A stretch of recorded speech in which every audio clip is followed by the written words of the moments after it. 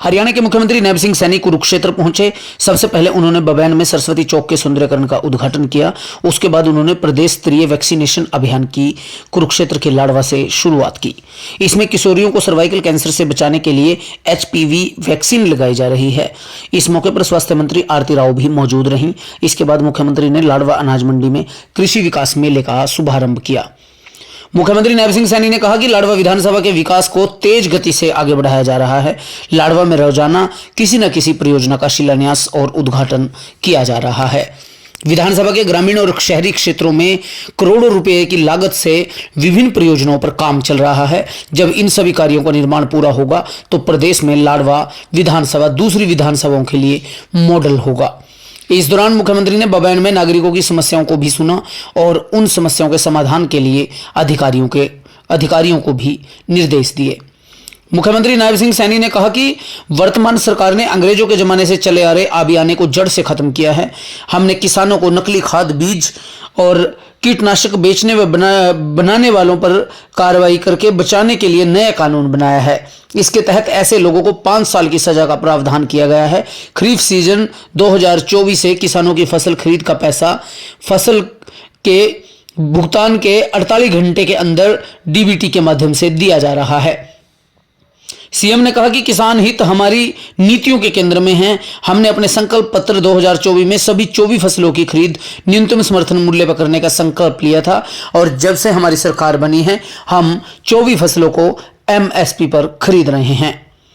उन्होंने कहा कि आज हरियाणा देश का एकमात्र ऐसा राज्य है जहां किसानों की 24 फसलों की खरीद न्यूनतम समर्थन मूल्य पर की जा रही है।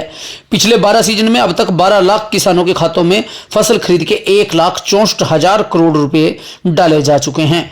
इतना ही नहीं, पिछले 11 सालों में किसानों को फसल खराबे के मुआवजे के रूप में 15,457 करोड़ रुपए दिए हैं। प्रधानमंत्री किसान सम्मान निधि योजना के तहत 7,233 करोड़ रुपए किसानों के खाते में आए हैं।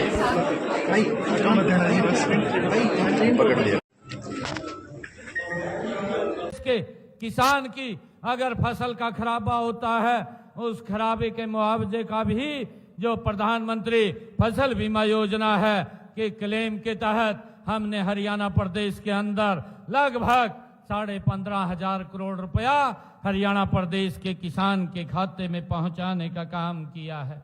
साथियों, हमने किसान को कोई नकली बीज या दवाई उसको ना दे ताकि उसका शोषण ना हो। हमने किसान हित में नकली बीज व कीटनाशकों पर नकली कीटनाशकों पर रोक लगाने के लिए हमने कानून बनाया है और मैं यहाँ पर जो हमारे बीज व कीटनाशक बनाने वाली कंपनियों के प्रतिनिधि हैं मैं उनसे भी अनुरोध करूंगा कि आप हमें नकली बीज व नकली कीटनाशक की रोकथाम में आप हमें सहयोग दीजिए।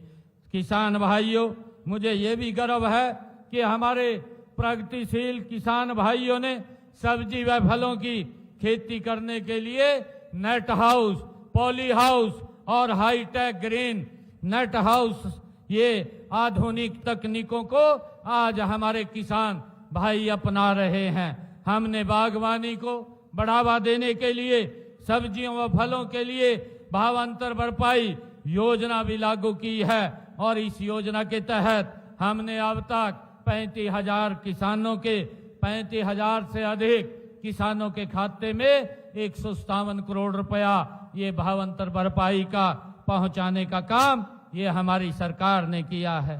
किसान भाइयों, हरियाणा ये देश का पहला राज्य है जिसने बागवानी किसानों को भी मौसम की अनिश्चितताओं के जोखिम से मुक्त किया है और इसके लिए हमने मुख्यमंत्री बागवानी बीमा योजना में 21 फसलें शामिल की हैं।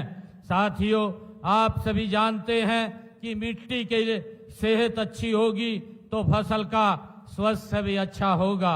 हमारी सरकार ने मृदा स्वास्थ्य कार्ड योजना की शुरुआत इसी सोच के साथ की थी कि इस मेले को में आपको अपने खेत की मिट्टी की वैज्ञानिक रिपोर्ट उसके अनुसार आप खाद डाल सकें और दूसरे पोषक तत्वों के प्रयोग की जानकारी आपको दी जा सके। इसमें लागत घटेगी और आपका उत्पादन बढ़ेगा। ये हमारी इस प्रकार की सरकार निरंतर इस कामों को आगे बढ़ा रही है। किसान भाइयों, हमारा लक्ष्य है कि हर योजना का लाभ हर किसान तक पहुंचे।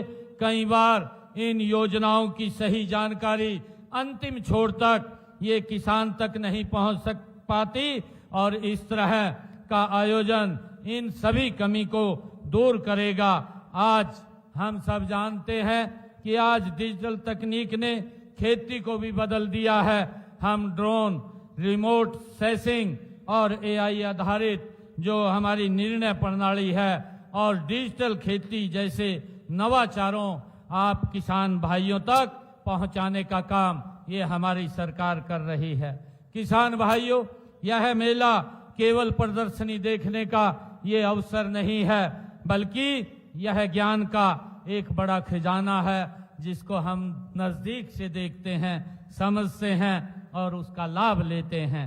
साथियों, मैं आपसे अनुरोध करता हूं कि आप यहां से जो भी जानकारी आप लोगों को आपने यहां से खेती में जो मिली है उसको अपनी खेती के लिए उसका उपयोग अवश्य करें।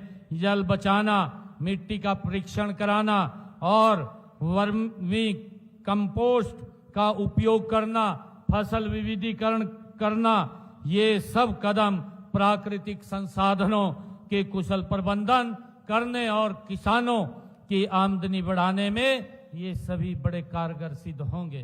साथियों, मैं ये भी कहना चाहता हूं कि हमने पारदर्शी खरीद प्रणाली, समय पर भुगतान और डिजिटल प्लेटफॉर्म के माध्यम से किसानों को सशक्त बनाने की दिशा में भी हम गति से काम कर रहे हैं। साथियों, यह कृषि विकास मेला उसी दिशा में ये एक मजबूत कदम है। यहाँ से जो ज्ञान, जो प्रेरणा, जो ऊर्जा आप लेकर के जाएंगे वह आपके खेतों में एक नई कहानी वो लिखेगा। साथियों, आज मुझे ये भी खुशी है जब मैं लाडवा के अंदर आया हूँ, यहाँ लाडवा में 9 सड़कों का सुदृढ़ीकरण करने का आज मुझे मौका मिला है और लाडवा के लिए एक सचिवालय, सेक्रेटेरिएट बनाने के लिए उसका भी आज मुझे उसका शिलान्यास करने का मुझे अवसर मिला है, जो लगभग 16 करोड़ रुपए की लागत से यहाँ बन करके तैयार होगा। साथियों, आज जब मैं यहाँ पर आया हूँ, मैं आज यहाँ एक हम सब जानते हैं कि ये गीता की भूमि और कर्म की भूमि, ये दिशानुकूल व युगानुकूल नव रचना का सृजन करने का ये पवित्र भगवान श्री कृष्ण की भूमि है। मैं आज इस भूमि के ऊपर गांव मथाना, जिला कुरुक्षेत्र में वैदिक कृषि व आधुनिक प्रबंधन प्रणाली का संस्थान स्थापित यहाँ पर किया जाएगा।